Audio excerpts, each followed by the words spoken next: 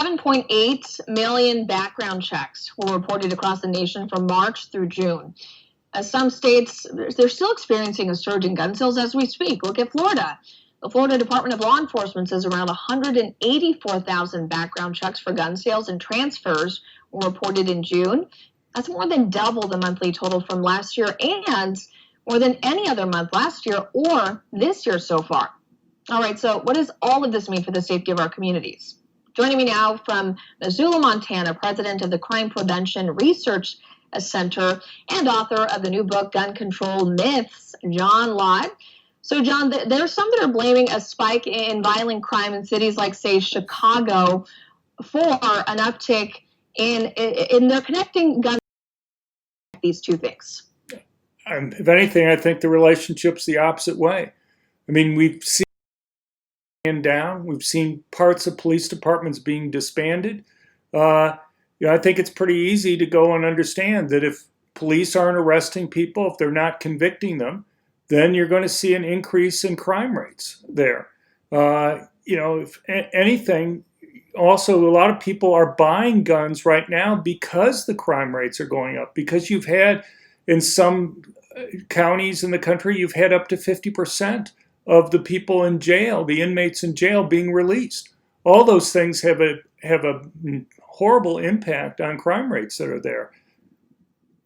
Well, and oftentimes when this happens, you start to hear these calls from the left and people that are anti-gun, and they're essentially saying that in order to cure this and help clamp down on some of the violence, it means restricting gun access. It means restricting gun rights.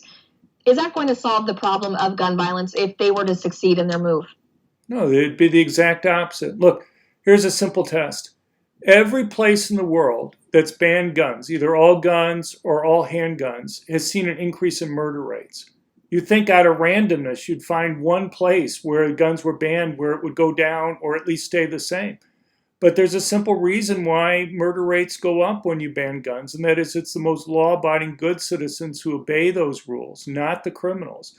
And to the extent that you disarm law-abiding citizens relative to criminals, you actually make it easier for criminals to go and commit crimes.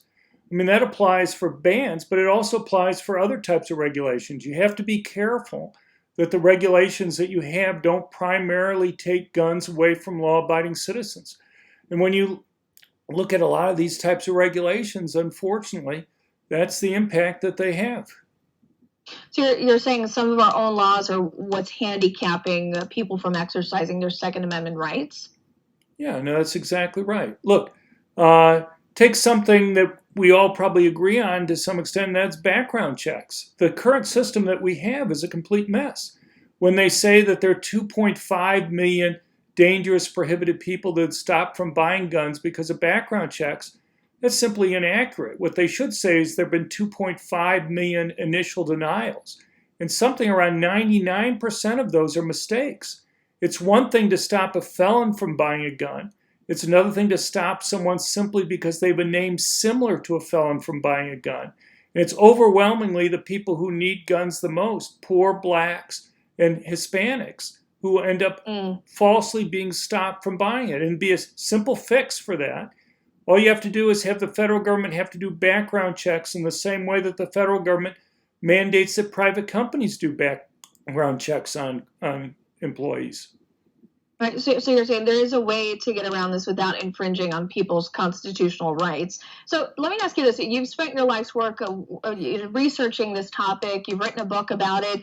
What are some of the most egregious errors that you see in regards to the conversation of guns when it comes to, let's say, like the mainstream media, for example? Well, one thing you very frequently see in the mainstream media is that people should behave passively when they're confronted by a criminal. And there's a kernel of truth to it, but it's extremely misleading.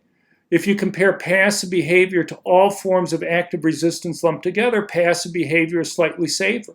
But the reason why it's extremely misleading is that they're lumping together many different types of active resistance. So, for example, for a woman, by far the most dangerous course of action for a woman to take when she's confronted by criminals is to use her fists. You're almost always talking about a stronger man doing the attack. Mm-hmm.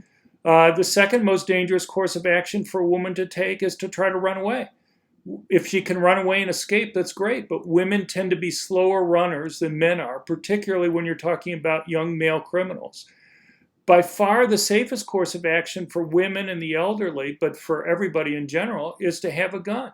And by mixing together those different things and not separating them out, I think it gives people a real misimpression about what's the safest course of action for them to take when they're confronted by a criminal.